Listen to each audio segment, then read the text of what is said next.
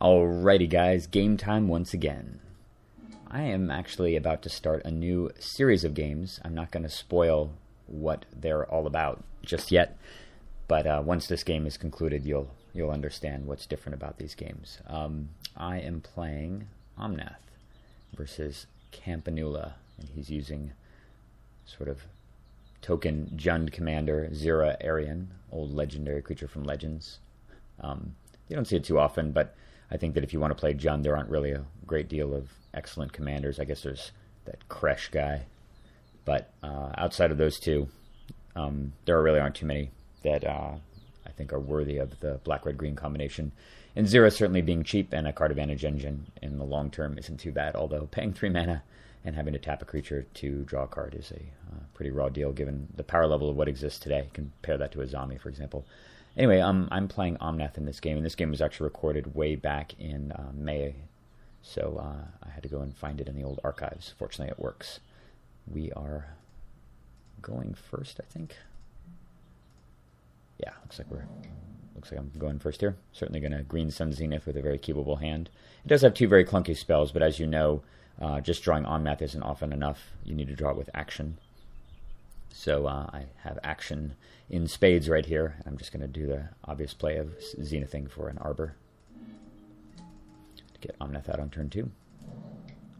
Swamp Thoughtseize. Alright, I'll be curious to see what he takes here. He takes the Genesis Wave over Reclamation Sage, which is actually good news to me given that pretty much means that I don't have to contend with a Soul Ring or a Mana Crypt early, and that should give me plenty of early pressure to win. At least to ramp up to Ugin, and I draw Regrowth as insurance for that, which is awesome. Play Omnath. So he's fetching a Taiga and casting Nature's Lore. Alright, well he's going to get brawled for quite a bit here by Omnath. Drawn another big spell, but that's fine. Because the way that Omnath doubles your mana, I should be able to cast Woodfall Primus or Ugin the next turn. This is one of the reasons why this general is so insane. The fact that without any assistance at all, you don't have to draw any acceleration at all. You just play your general, and it's making 4 mana next turn, which is really, really ridiculous. It's a little fragile, of course, against Jund, given how much black removal kills Omnath, but red doesn't kill it very well. So he's tapping 3, and unfortunately he's got one of those black removal spells that kills Omnath, so it's going to be a setback. Now we're in kind of in a little bit of deep trouble here. I need to draw another land to play Omnath again. Fortunately, I got it, so we're just going to replay him. He's down to 3 cards in hand, so I'm not feeling too bad here. And he doesn't have any room to play his general yet. 5th land. Tapping out for Bituminous Blast. That is very unfortunate. That's going to be a dead Omnath for sure.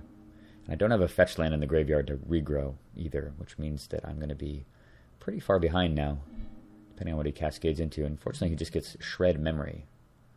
Alright, well, if I had had a land in the graveyard to regrow, it wouldn't have mattered. I'm glad he hit a total blank there, so it does give me some hope. And he's down to 2 cards in hand, but his general could be a factor unless I can draw something meaningful quickly here. Duplicate. Well, I'm not too unhappy to see that. At least it slows down the potential for him to hurt me with Xira. And in order to prevent him from drawing a card here, I'm just going to drop the Reclamation Sage on Nile Spellbomb and kill it. And he's got another fetch land. Up to 6. Seasons Past. Well, that's a card you don't see too often. And unfortunately, he has a stacked graveyard for that, as he's been sort of curving out. That gives him Lore, Ruinous Path, Bituminous Blast, and his choice of several different 1-mana spells. Let's see what he picks up there. So he took... Yeah, he left the Nile Spellbomb. I guess he took Shred Memory over Nature's Lore. So yeah, that was a 4-for-1 right there after killing my general. It is not looking good. And he still has a stupid blast in his hand. He's going to attack. But that at least gives me something to regrow, so I'm just going to do that right now. Got a weird graphical effect there. You know, things are rough when you're regrowing a Windswept Heath when you already have 6 mana in play. That is not what Omnath wants to be doing. I'm getting direct Thoughtseized again, of course. And that time he took Woodfall Primus. It's kind of interesting that he took that over the Ugin, given that they cost the same amount of mana, and it does appear to have tons of land in play. Cultivate. And he's going to get even more land. I'm not really sure what that's about. Shred memory. Transmuting. Let's see what you meant to get with that. Demonic Tutor, of course. Yeah, it's looking pretty bad here.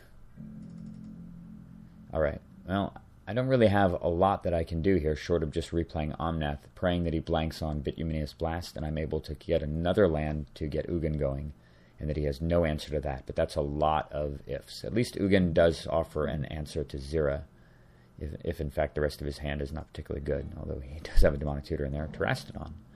Huh, well, that's pretty interesting. Unfortunately, we can't cast it yet. I'm just going to recast Omnath right now, just as entirely to get him to chase after this, hopefully with the blast to hit nothing, and to give me an opportunity to play Terastodon to level some of his lands, to even this up a little bit, because Ugin can clear them out so easily. Bituminous Blast again, alright. Cascade shows Damnation. Brutal. Alright, well that's my whole board. And he's tutoring. Alright, well this extremely clunky hand continues to be clunky. I'm just going to cast a Birthing Pod because there's nothing better to do. At least I can transmute the duplicate if I do play it into a Regal Force, and transmute Regal Force into something like the Vorinclex if the game goes long enough. So that's a longer term option here. I'm very curious to know what he tutored for. He's got a fair amount of life, but not a ton, so something like Necro, while powerful, wouldn't necessarily be as decisive as normal. He's tapping 6. Oh, Seasons Past again. And this time he would be getting Demonic Tutor, Blast, Damnation, and Cultivate, and probably Thoughtseize, removing one of these guys from my hand. So the fact that that's a 5-for-1, and I have nothing going on at all, and he's going to have a completely stacked hand, compels me to pack it in. And now you know what sets this game apart from others I've recorded in the past, or at least most of those games. I lose. And yeah, it is a rarity. I went and checked through my results. You can actually see them on Magic Online. And my win rate is somewhere around 91 to 92% overall. It would be higher than that for sure if I didn't screw around with budget decks in the regular EDH room and I didn't play some of the suboptimal commanders. Almost all of my losses come from Omnath or Skithrix. And the blue decks probably win more than 95% of the time, I would say. Somewhere around 95 to 97% of the time. But these other decks do lose some games sometimes. And this happens to be one of them. And there will be more to come. That's the theme of this next series of games I'm going to be recording, is games I've lost in the past that were actually interesting games that were contested rather than just simple blowouts where my opponent got, a Karn Liberated on turn 2, or I got mana screwed completely and did nothing. But hopefully you guys can look forward to that, and there'll be lots more games like that to come. See you soon.